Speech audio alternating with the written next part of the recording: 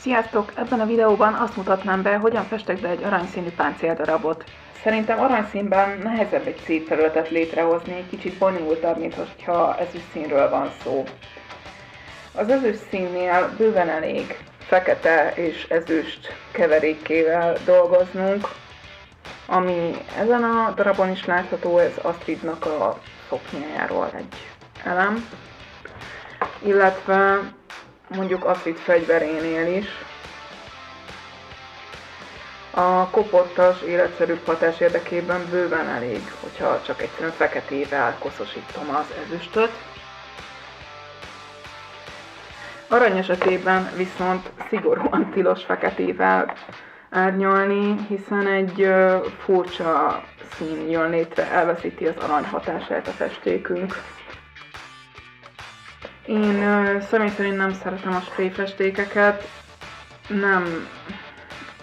amikor először lefújom, akkor jól néz ki, csak ha elkezdek hozzáérni, használom, lekopik ez a fémhatás róla, viszont hogyha lelakkozom, amivel védeném, akkor meg elveszik a fémes színe. Úgyhogy én minden esetben sima ecsetelős akrélfestékeket használok. Nekem metal színben a legjobban ezek a festékek váltak be. Ez Bonsai kreatív Salvéta boltban kapható, nem egy ismert bolt, de a metal festékeikkel megéri oda járni. Aranyszínnél először is az elkészült alap, az egy jelen esetben ez egy vámpáncél, amit Leonához készítettem. Annyiban csaltam, hogy az alapozó akrilos barna festés már rajta van, ez egy egyszerű sötétbarna matt festékkel lett lefestve.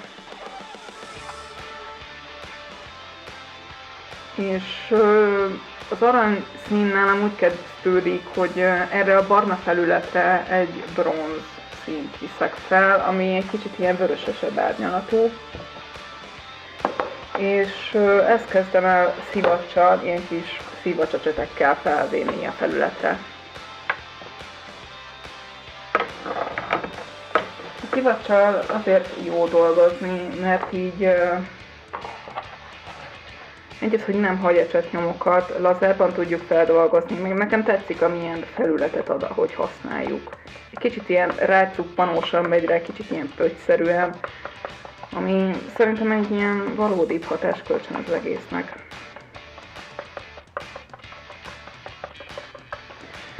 Plusz a szivacs legnagyobb előnye, amiért itt teljesen beleszerettem, hogy eleve, ha a felületed jó, akkor hozzá se kell nyúlnod, mert szinte ecsettel rögtön kiadja a formákat. Jól látható, hogy a mélyedésekben nem megy bele a festék, és ezzel rögtön kiemelem azt, amit ki kell emelnem.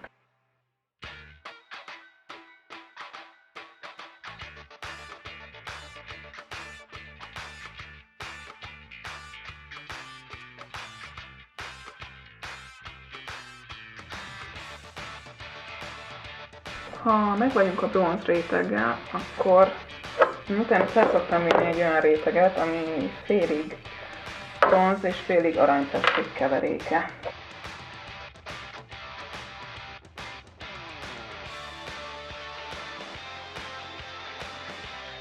Ezt már nem fogom teljesen mindenhol felvinni rá, csak egyre kevesebbet, egyre inkább a kiemelkedő részekre koncentrálok.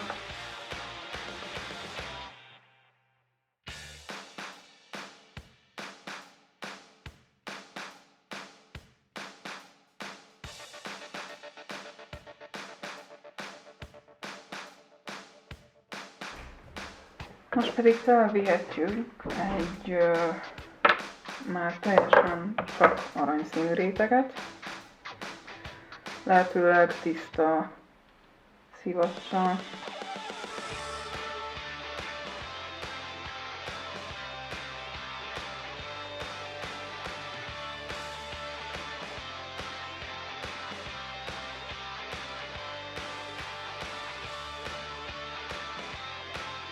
Ha ezzel megvannak, akkor ezeknél a válvérteknél van egy annyi kis plusz, hogy elég nagy visszaforduló felületek vannak.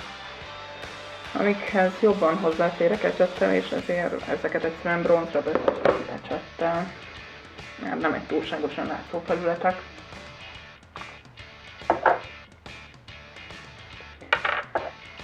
Hogy minél kevésbé legyen ecsetnyomos, erre érdemes puhább szőlőecseteket használni, például műszálas ecseteket.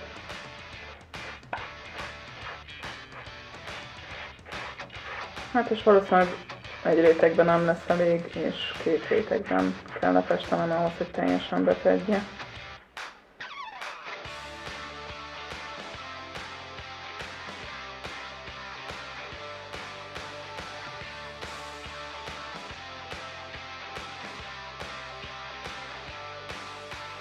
Ahol úgy gondoljuk, hogy oda is került a szivacs által festék, ahol nem szerettük volna, itt mondjuk nálam itt.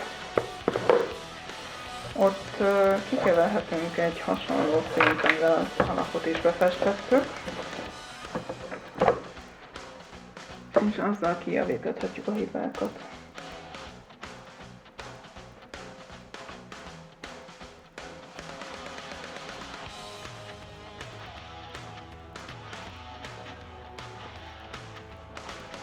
Ezeket is egy műszálas ecsetekkel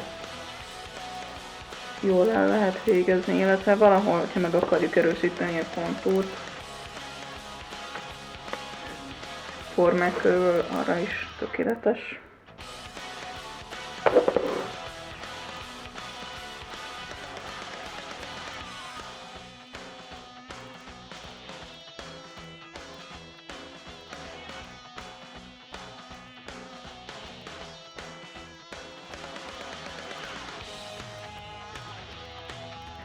Utolsó lépésként pedig, ezt mondjuk még eddig annyira nem használtam, csak így a Leona páncélokon kezdtem el használni.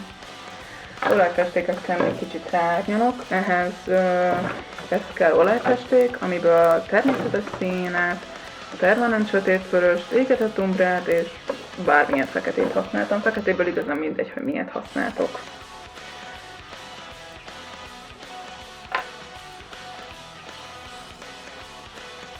Mert ennél is egy kicsit ilyen vörösesebb hatást szeretnék elérni. Ahogy a bronzfesték használata is ezért szükséges.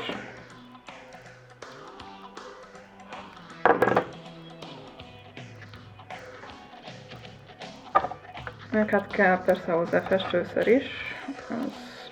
Nekem most Pápél itthon művészterpentinem van. Ehhez megint ilyen keményebb szőrű sörte ecseteket érdemes használni, ami azért is jó, mert ezek nagyon olcsók.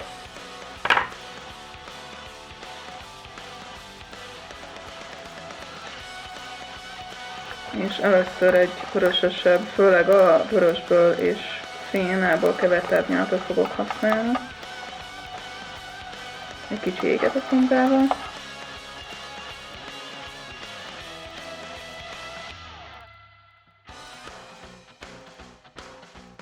És egy icipici festőszerrel.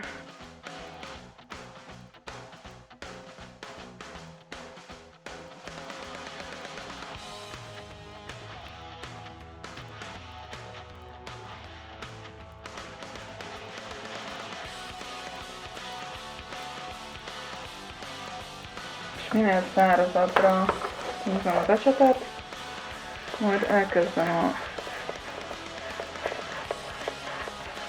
peremeknél feltenni. Én általában ugyan nem túl praktikus, de a kezemmel szoktam szétmásolni a festéket.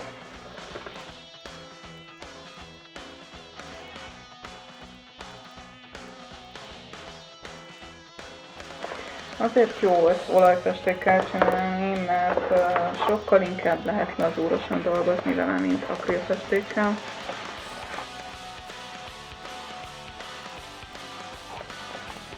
Miért azt hiszem, most túl vörös nincs sikerült adni.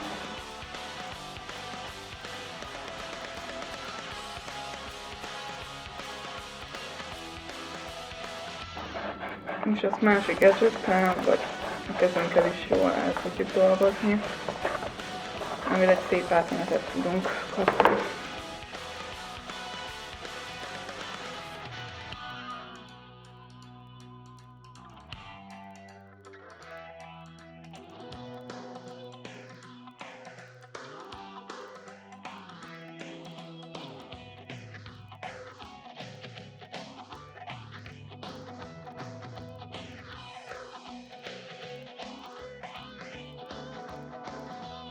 Ezzel be is fejeztem a festést, vagyis egész pontosan még pár napot hagyom száradni, utána sprélakkal szoktam lefújni őket.